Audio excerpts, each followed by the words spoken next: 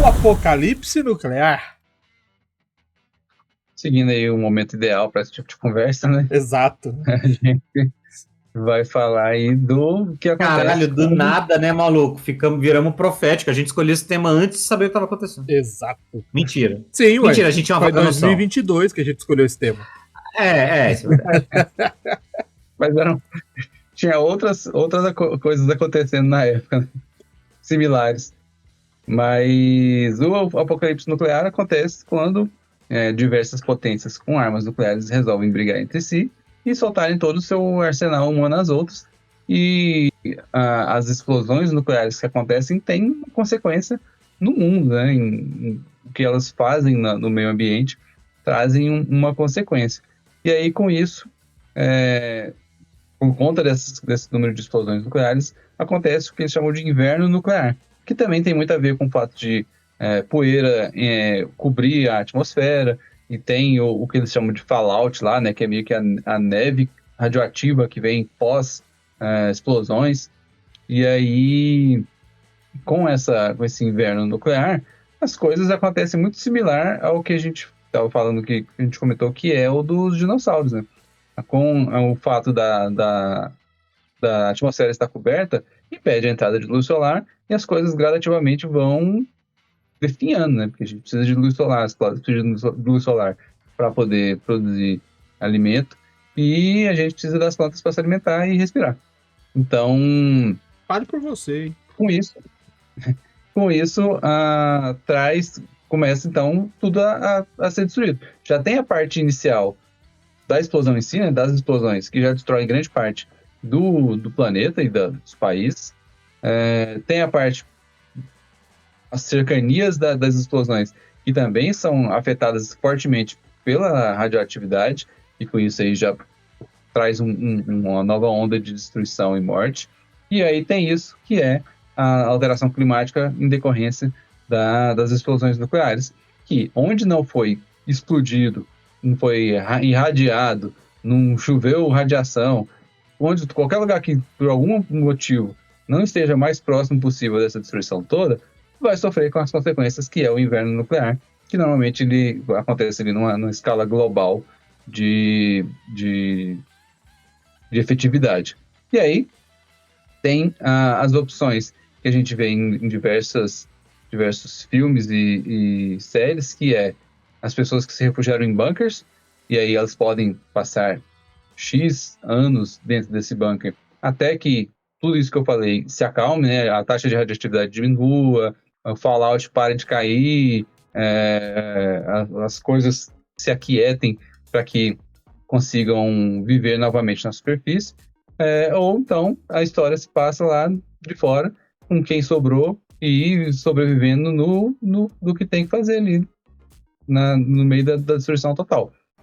E aí fica mais uma questão de uma história de sobrevivência mesmo, porque aí começa a ter escassez de alimento, escassez de tudo quanto é tipo de coisa, de medicamento, de pessoas, de água potável, etc.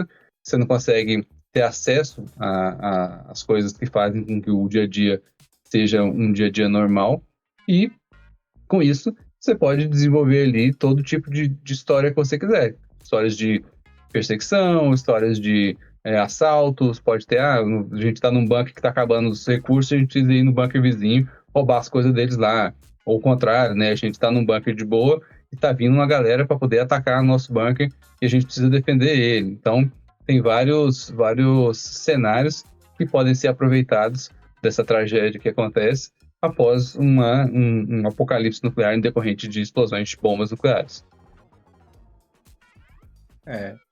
O apocalipse nuclear, assim, não é que a gente tenha uma identificação, porque teve.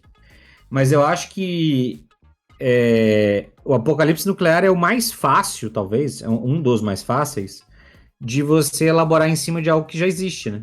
De algo que já... Tipo assim, você tem uma vasta literatura sobre o que acontece quando uma bomba nuclear cai. Assim, a gente teve 2 usos efetivos de bombas nucleares na história. E aí a gente tem uma vasta literatura e produção audiovisual, e você pode ter um grande arcabouço cultural para te inspirar sobre esses resultados. Ou seja, o que acontece num lugar que é atingido por uma bomba nuclear? num lugar específico. E aí você tem toda uma literatura sobre o que acontece num apocalipse nuclear. O que acontece se você tiver um uso tão grande e indiscriminado de armamento nuclear que cause um efeito devastador de maior escala, né? Então você tem material para usar isso, você tem um arcabouço cultural que te permite isso. Tanto é que a gente tem muitos jogos que são criados a partir dessa premissa. Fallout, que o Sons of Skyrim mencionou no chat, é um deles.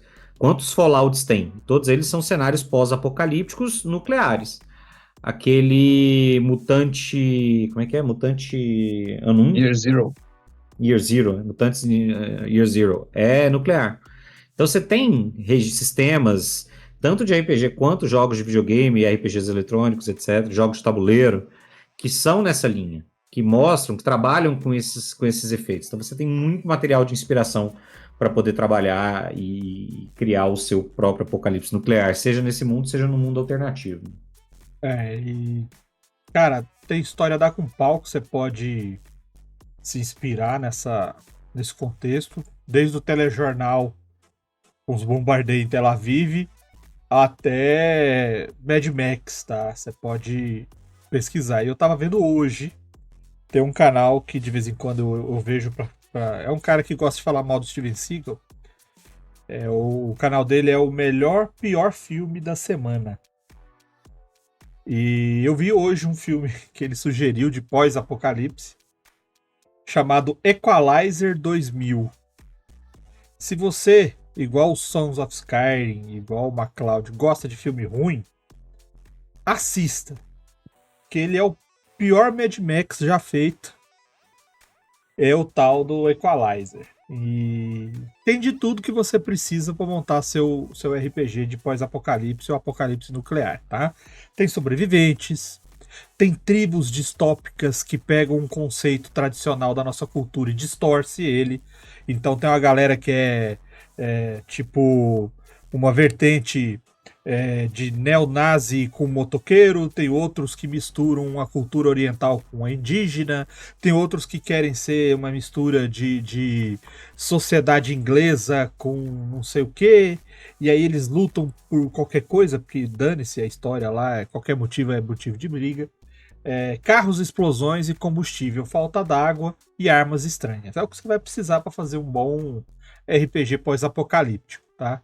E se você for ver, se você prestar atenção, que eu estou descrevendo isso sobre um filme ruim que copia Mad Max, é a mesma teoria para todos os filmes pós-apocalipse. Mad Max, você tem deserto, radioatividade, falta d'água, combustível, veículos e armas estranhas.